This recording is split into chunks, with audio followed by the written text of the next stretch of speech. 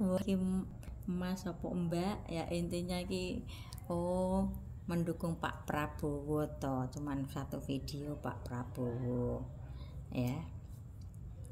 eh Kenapa Anda sampai segitunya ya? Nah itu yang kemungkinan Anda lihat ya. Sedangkan perlakuan emaknya ke anaknya kan kita nggak tahu di luar medsos ya. Kalau mungkin kemungkinan Anda ada pada posisi anaknya Black Lemon ya, itu mungkin ceritanya akan beda kok ya. Apa bahkan sama dengan apa yang akan dilakukan anaknya si Black Lemon ya.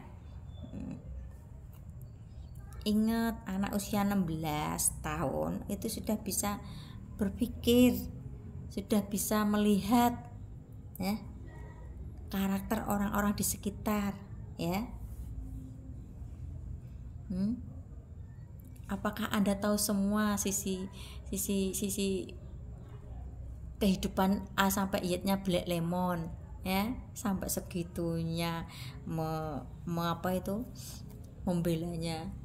Itu sudah tindakan bagus emaknya untuk melindungi anaknya. Kalau dilepas silakan taruh di rumah lu aja.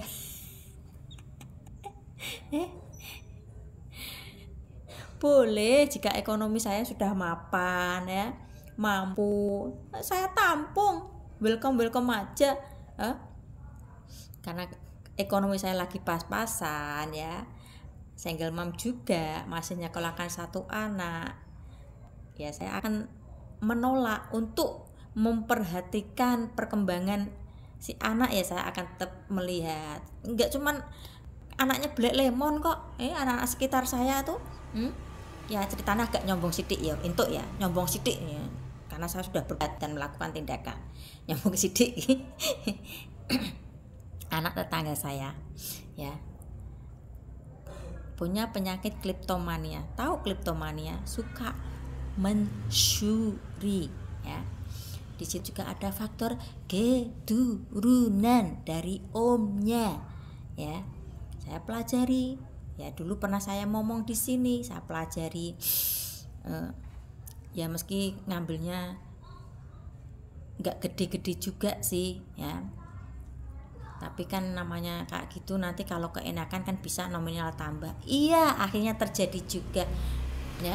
Ketika di rumah saya ya ngambil paling dua paling besar 2.000 3.000 receh-receh lah, kalau 5.000 nggak berani ya. Itu ketika saya mau di sini ngambil ya, uang saya taruh di depan kamar saya di wastafel.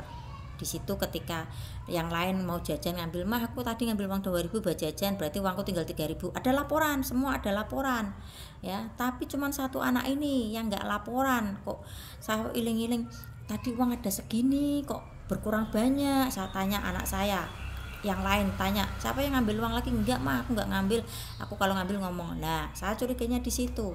Kebetulan ibu saya melihat, itu loh kok curpat-curput rak ngomong, sangune piro, 5.000 kok ket mau jipuk terus ya.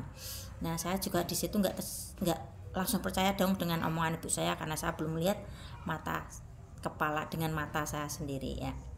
Nah, suatu ketika saya menemukan sendiri ya, ketika saya menidurkan yang kecil, si ini ngambil kok cengat loh. Ayo, kamu ngapain? Dari kamar mandi. Dari mau ngambil minum, ngambil minum kok nggak ada gelas sih? Kok kamar mandi? Supaya berdalih gitulah. Saya genah ya. Oke, di situ mungkin kesalahan saya karena taruh uang di sembarangan ya. Saya masih merasa bersalah. Ini salah saya karena taruh uang sembarangan ya. Karena sebelum ada orang ini masuk, anak ini masuk tuh, yang lain tuh saya taruh situ uangnya, tinggal kalau jajan ngomong laporan ya. Nah, suatu ketika uang di situ di depan kamar dan tak taruh dalam kamar, kok masih ada perlakuan seperti itu ya, akhirnya aku marah karena sudah di luar, intinya sudah pelanggar lah, sudah di dalam kamar kok masih ada pencurian. Nah, di situ saya bilang sama maknya takut bilang sama bapaknya, karena bapaknya kan kalau ngajar ngeri tuh ya. dikaplok-kaplok. Nah saya juga kasihan ya. Saya kembali lagi, oh itu orang tuanya ya, mau dihukum seperti apa ya terserah, tapi kan saya juga nggak terima kalau anak usia itu waplok beneran ya. Mungkin tindakan itu karena bapaknya atau orang tuanya kecewa, bisa jadi ya.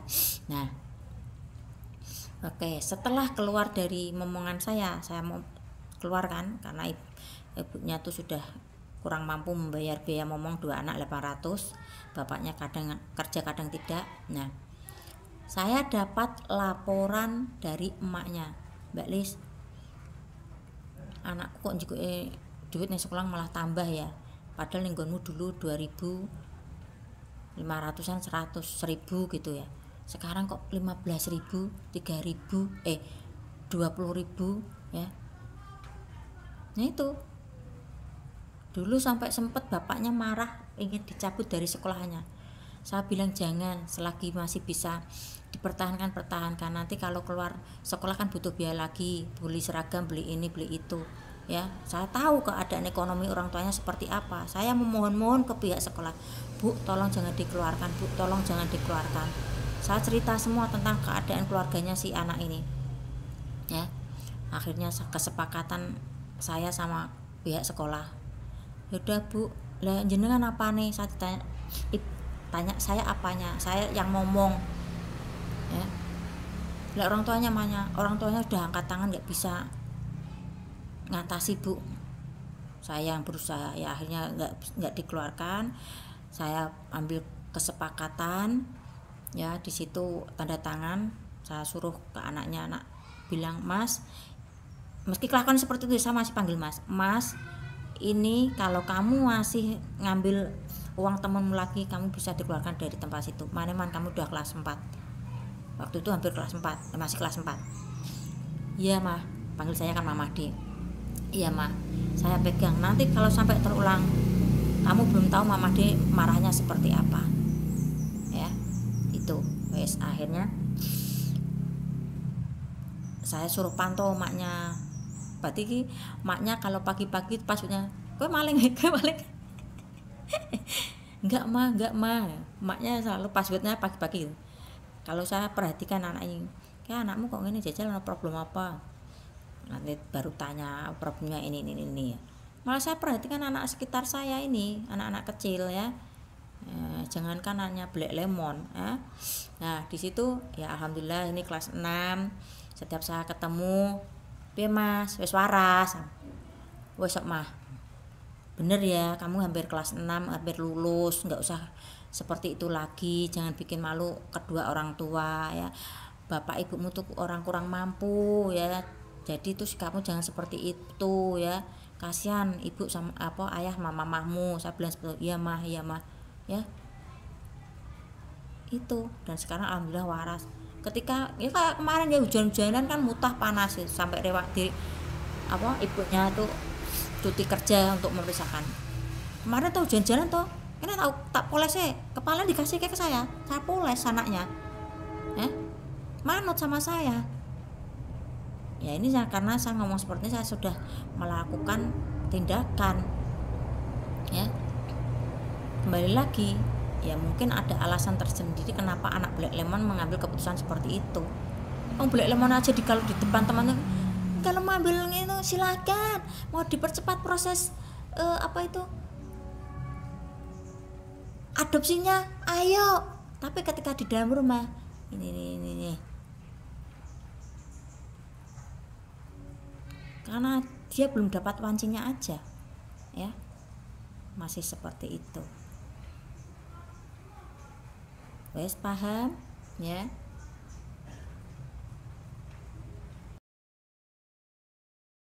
Oke, saya di sini membahas versi verbalnya ya. Saya paham Anda itu sedang membahas tentang Black Lemon dan anaknya ya. Kita dalamnya Black Lemon, sikapnya ke anak dan kita kan kurang tahu pasti ya. Yang tahu pastinya si anak dan si Black Lemon ya. Kita sebagai orang luar ya hanya melihat dari sudut pandang masing-masing ya. Atas dasar apa nyalahin emaknya ya. ambil yang verbal aja ya, yang luas. Misal ya, ada emak ya yang mungkin saat itu kurang mampu kehidupan ekonominya, meninggalkan anak-anaknya di sebuah panti asuhan. Nah, ketika diasuh sama orang yang sudah mapan, emaknya datang lagi ingin mengambil. Ya di situ pasti ada rasa kecewa anak ke emak ya. Nah, boleh dong kalau emaknya disalahkan ya, boleh dong, boleh. Nah, ini ada true story yang seperti ini. Ada sebuah keluarga punya satu anak ya. Ketika suaminya meninggal, anaknya ditaruh di panti asuhan. Ya, si emaknya menikah lagi dengan seorang bupati ya. Di situ punya anak. Ketika sudah dewasa, sampai sudah dewasa tidak beritikat baik untuk menemui anaknya, sedangkan anaknya sudah diasuh sama orang. Ya dulu ketika anaknya masih kecil itu berharap ibunya kembali untuk membawanya pulang. Ya sampai dewasa tidak juga menemui. Di situ tetaplah pasti kecewa sama emaknya. Boleh dong, boleh ya. Ingat perasaan anak itu ke orang tua itu masing-masing ya. Ya ini story saya sendiri juga ya. Sedih.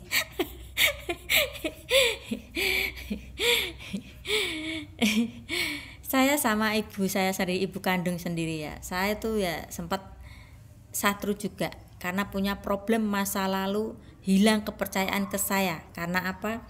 Dulu ibu saya tuh suruh nabung ya atas nama saya.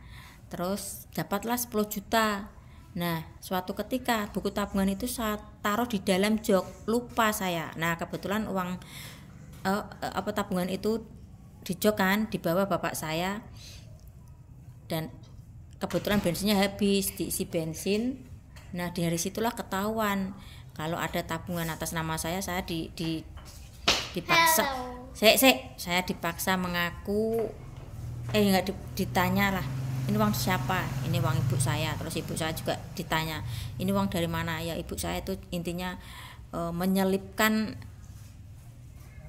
uang bapak saya tanpa sepengetahuan bapak saya ya. Itu akhirnya ketahuan lah uang itu. Nah mulai dari situ ibu saya hilang kepercayaan ke saya. Sampai ya saya sempat dirawat di rumah sakit jiwa kan ya. Kalau saya dengar cerita ibu saya tuh nangis ya, tiap malam nangis melihat melihat saya seperti itu keadaannya ya. Nah ketika saya sudah mulai waras 2010 itu kan kejadian, tahun 99 itu hilang kepercayaan ibu saya ke saya ya situlah rentetan permasalahan datang.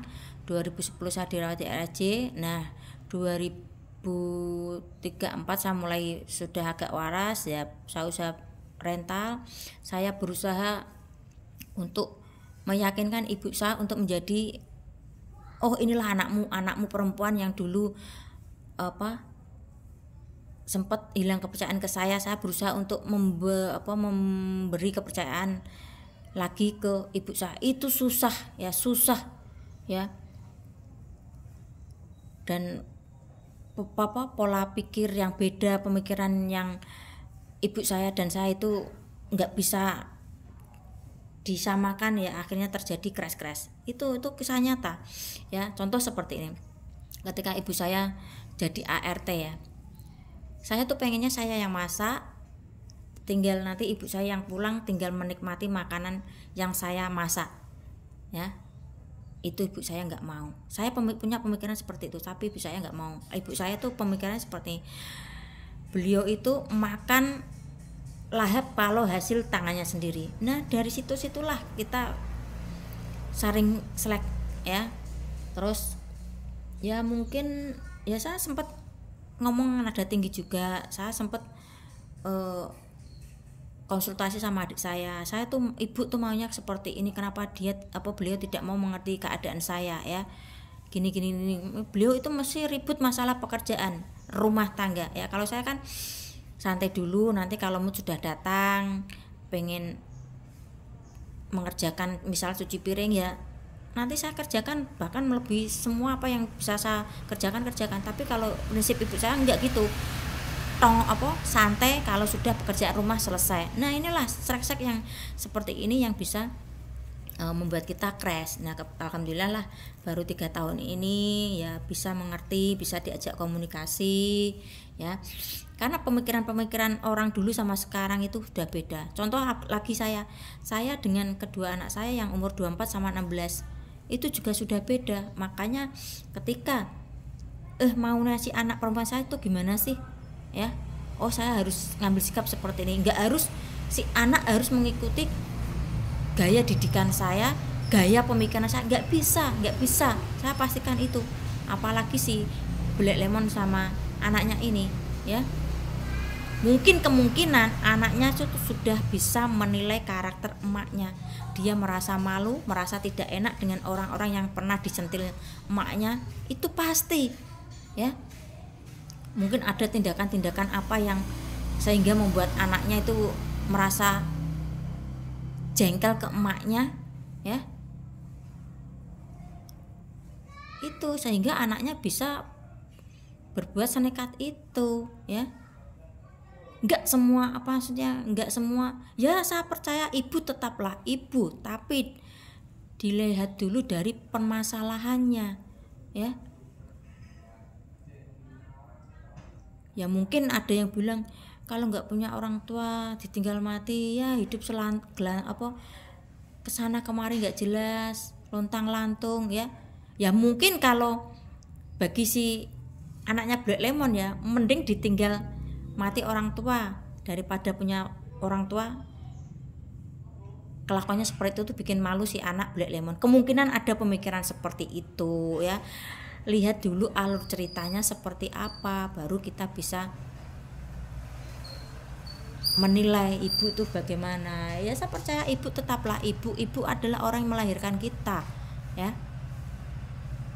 Tapi kalau mungkin ada posisi-posisi yang saya ceritakan tadi mungkin beda ceritanya ya.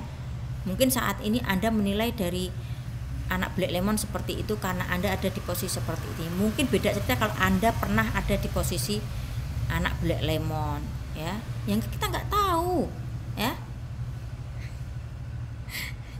Gawe santai aja ya Mas Bro.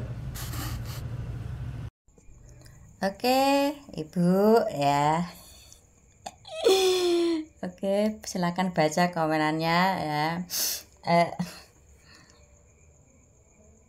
Orang tuanya selalu baik dan benar, tapi anaknya ketika dididik jadi banyak istighfar. Astagfirullahaladzim.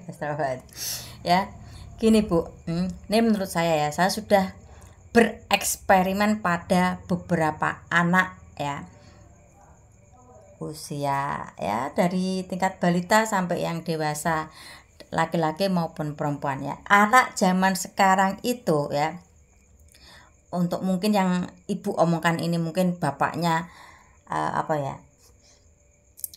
ustazah lah punya anak ya, ketika disuruh ngaji sholat dengan paksaan ya mungkin akan membangkang ya. Karena anak zaman sekarang ini kalau enggak kemaunya dirinya sendiri itu ya akan sulit ya. Makanya kita harus perhatikan karakter anak tersebut dan maunya gimana sih ya. Ada anak tetangga saya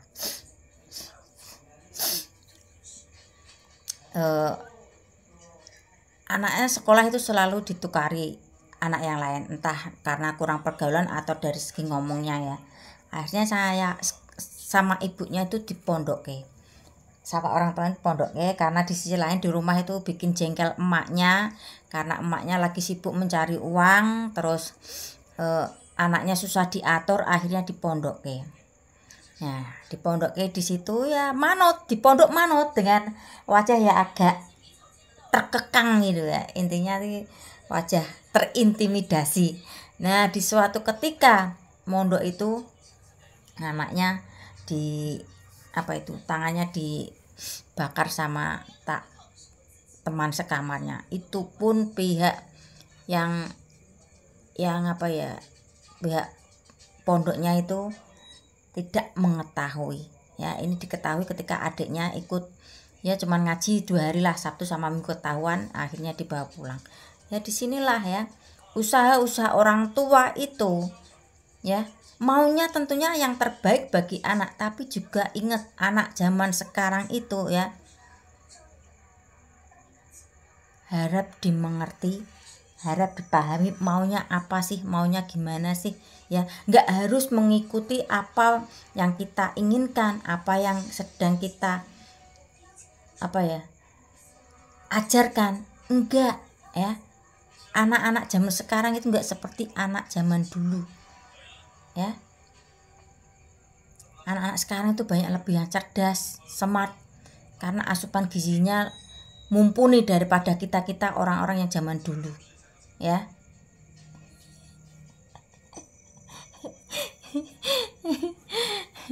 Ini sedikit ini pemahaman dari saya.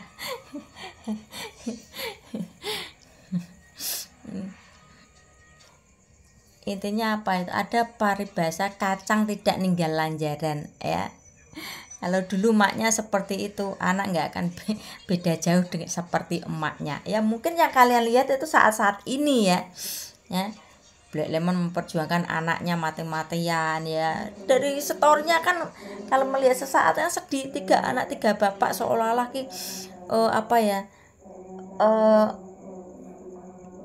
dibikin sakit hati dengan laki-laki. Lawong sifat pribadinya dia sendiri aja seperti itu, pasti laki-laki akan takut semua ya. Itu yang sama itu mantan ajudannya Pak Prabowo ya. Di situ kurang apa? Udah lihat belum bocornya dia ngobrol sama Pak Sambo ingin memenjarakan suaminya yang ketiga untuk membuat laporan palsu. Udah lihat belum ya? Belum lagi orang-orang yang banyak sakit hati ketika disentil sama si Black Lemon.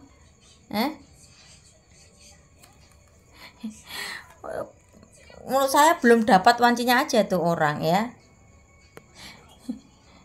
Assalamualaikum warahmatullahi wabarakatuh. Ini sudah keterlaluan ya. Kamu sudah melampaui batas. Selama ini mulut kamu semua orang kamu hina, kamu caci, kamu maki. Seolah-olah kamu lebih baik daripada mulut kamu ya. Sekarang kamu melakukan penganiayaan. Ingat, istri Bang Rasman ini adalah adik saya. Ya, saya semando dengan Bang Rasman. Kami punya keluarga besar. Berani kau pukul, kami minta kepada pihak, tolong amankan dia. Kalau tidak kami cari dia. Jangan sampai dia tidak aman. Pasti kami lakukan pembalasan secara fisik juga. Percaya deh. Ya, ini tidak main-main. Karena Nikita Mirzani sudah buat resah. Pulang buat mesum dia dari negara lain. Coba, itu pacarnya bercium-cium. Dia masih orang Islam nggak? Hah? Orang Islam nggak? Kita ini adat ketimuran. Kucing aja malu berbuat cium-cium di depan umum. Kalau kucing ada bercium-cium di depan umum dilempar sama orang. Ini kok dia di media sosial pacar kayak gitu sekamar berjalan-jalan. Kok seenaknya aja dia lakukan itu. Ini anaknya dibuka aib. Dia mengumbar-umbar aib dirinya sendiri. Di mana otaknya? Di mana rasa malunya? Saya tantang kau Nikita Mirzani. Kau sudah keterlaluan. Sebagai kaum perempuan, saya sudah tidak kasih kamu untuk kesempatan. Kalau tidak, tolong diamankan dia. Tahan Nikita Mirzani. Sudah melakukan penganiayaan kepada adik saya. Mukanya pipi adik saya, istri Bang Rasman itu robek loh. Ya, ini Bang Rasman ininya robek loh. Ini nggak bisa seenaknya. Nggak ada yang kebal hukum. Percayalah. Saya kaget dan saya stres tadi. Saya ada pertemuan dengan Dir Mabes Polri dan Dir Polda Metro Jaya. Kemudian saya telepon Bang Rasman, ternyata ada kejadian seperti ini. Masya Allah, ini luar biasa. Mohon kepada pihak Kapolri, mohon kepada Polri, tolong amankan perempuan yang ini. Perempuan biadab, bajingan, berani dia mukul-mukul ya, bawa preman lagi. Gimana kau ketemu? Oke, terima kasih. Assalamualaikum warahmatullahi wabarakatuh. Ini sudah keterlaluan ya. Kamu sudah melampaui batas. Selama ini mulut kamu, semua orang kamu hina, kamu caci, kamu maki. Seolah-olah kamu lebih baik daripada mulut kamu ya. Sekarang kamu melakukan penganiayaan. Ingat, istri Bang Rasman ini adalah adik saya. Ya, saya semando dengan Bang Rasman. Kami punya keluarga besar. Berani kau pukul, kami minta kepada pihak, tolong amankan dia. Kalau tidak kami cari dia. Jangan sampai dia tidak aman. Pasti kami lakukan pembalasan secara fisik juga. Percaya deh. Ya, ini tidak main-main. Karena Nikita Mirzani sudah buat resah. Pulang buat mesum dia dari negara lain. Coba, itu pacarnya bercium-cium. Dia masih orang Islam nggak? Hah? Orang Islam nggak? Kita ini adat ketimuran. Kucing aja malu berbuat cium-cium di depan umum. Kalau kucing ada bercium-cium di depan umum, dilempar sama orang. Ini kok dia di media sosial pacar kayak gitu, sekamar berjalan-jalan. Kok seenaknya aja dia lakukan itu. Ini anaknya dibuka aib. Dia mengumbar-umbar aib dirinya sendiri. Di mana otaknya? Di mana rasa malunya? Saya tantang kau Nikita Mirzani. Kau sudah keterlaluan. Sebagai kaum perempuan, saya sudah tidak kasih kamu untuk kesempatan. Kalau tidak, tolong diamankan dia. Tahan Nikita Mirzani. Sudah melakukan penganiayaan kepada adik saya. Mukanya pipi adik saya, istri Bang Rasman itu robek loh. Ya, ini Bang Rasman ininya robek loh. Ini nggak bisa seenaknya. Nggak ada yang kebal hukum. Percayalah. Saya kaget dan saya stres tadi. Saya ada pertemuan dengan Dir Mabes Polri dan Dir Polda Metro Jaya.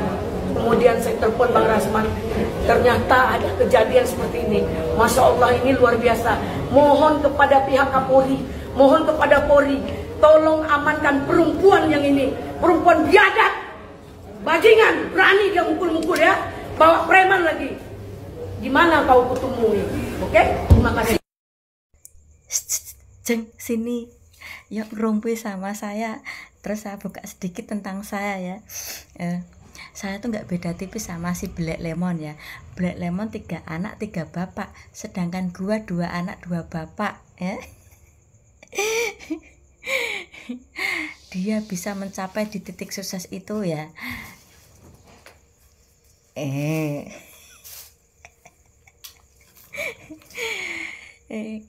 Ya mungkin Anda melihatnya hanya dari sisi kasihan ya, apa dikecewaan laki-laki terus punya anak sampai 3 bapak. Udah tahu belum videonya bocor ketika sama Pak Sambo ingin memenjarakan suaminya yang ketiga? Yang penting apa itu biar apa? Yang penting si suami bisa masuk untuk urusan perkara bisa diatur. Udah pernah lihat tuh videonya itu bocor ya?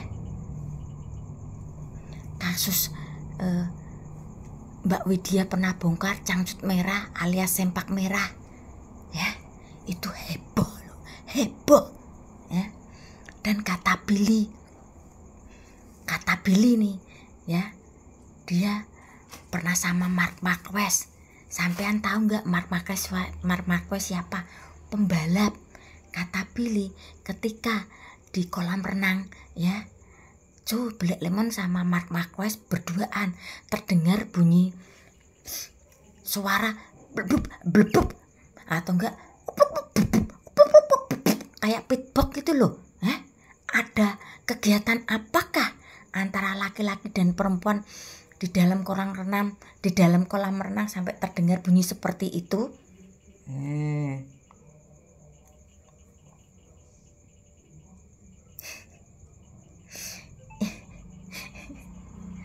Iya, ya, ya emang perjuangannya kalau saya melihat ya dia lebih enak dibandingkan saya nggak menjual penderitaan kesedihan, enggak ya, ini yang saya alami ya. Saya pernah masuk di RSJ, rawat apa keluar masuk selama 2 tahun di RSJ. Apa dia pernah? Enggak, dia cuma masuk beberapa bulan ya. Saat itu saya punya 2 anak ya. Keluarga saya bukan dari golongan orang yang mau amat. Dulu memang bapak saya tuh orang kaya ya. Ketika bapak saya sudah meninggal ya, saya jalani itu semua. Kalau ini perjalanan hidup saya lakuin ya. Kalian hanya melihat dari dia sekarang ya. Ya saya tahu semua orang punya sisi buruk, tapi sisi buruknya bagaimana? Kalau ini sih mah parah ya, karena ada kedekatan dengan polisi, seenak udelnya mau memenjarakan orang ya. Saya kasih paham sekali lagi, anak zaman sekarang itu ya nggak seperti anak zaman dulu, manut sama orang tua. Nah, kita sebagai orang tua harus memahami karakter anak, maunya gimana sih supaya terjadi kedamaian ya. 2 anak saya melahirkan itu bapaknya nggak respon semua. Yang lebih parah tuh yang kedua, bapaknya tidak mau mengakui kalau karena gara jenis kelamin dia meninggalkan saya. Stupid. Saya pertanggungjawabkan, oh ini mungkin kebodohan saya berusaha untuk tanggung jawab untuk membesarkan anak saya sendiri. Sekarang umur berapa? 16 tahun ya. Ya mungkin saat ini Loli di umur usia 16 ya, sudah bisa menilai, sudah bisa memahami karakter orang tuanya. Ya mungkin dia sedikit kecewa karena mulut emaknya seperti itu ya. Dia sedih, dia merasa berdosa kenapa mulut emaknya seperti itu. Ya memang kalau mungkin dia bisa request nggak mau dilahirkan dari seorang ibu yang seperti, pengennya seorang ibu yang baik-baik saja.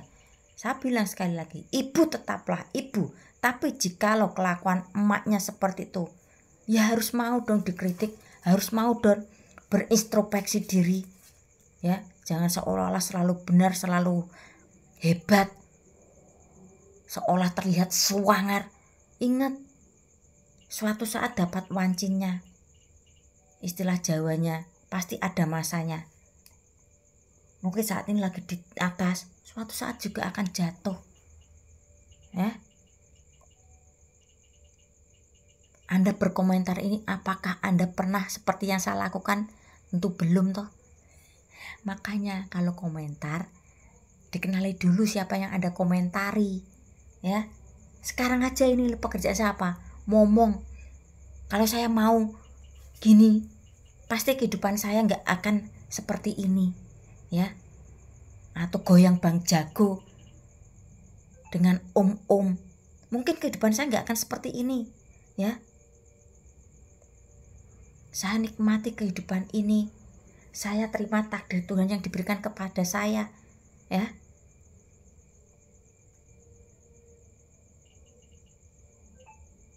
Yes, paham. Makanya komentar tuh pahami dulu siapa yang Anda komentari. Jangan Anda selalu Anda sudah membela si belek lemon, jadi Anda jadi seperti itu. Jangan ya Jeng, jangan, mboten payeng ya. Nanti nggak malu, nggak jadi nanti nggak malu seperti ini. Nanti jadi malu sendiri seperti ini ya.